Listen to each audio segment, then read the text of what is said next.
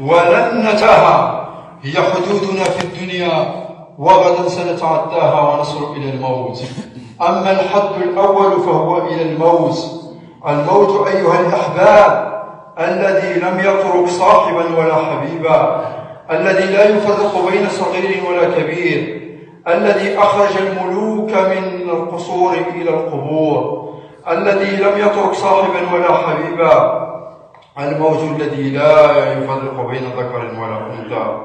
الموت الذي أخرج الناس من غيهم ومعاصيهم وذنوبهم وطاعتهم وأسكنهم القبور بالاستئذان، الموت الذي إذا ما حل ضيفا حل عليك إما أن يكون ضيفا خفيفا وإما أن يحل عليك ضيفا ثقيلا والعياذ بالله. الموت الذي جاء إلى أعظم البشر رسول الله صلى الله عليه وسلم، الذي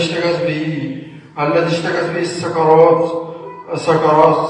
رسول الله صلى الله عليه وسلم، تدخل عليه ابنته فاطمة بنات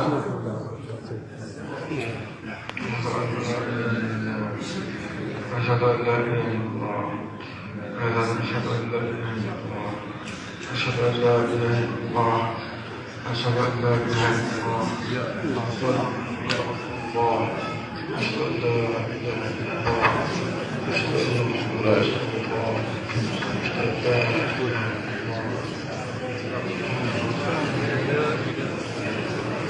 لا لا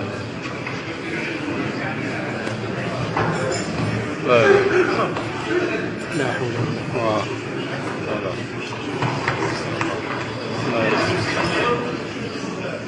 لا لا لا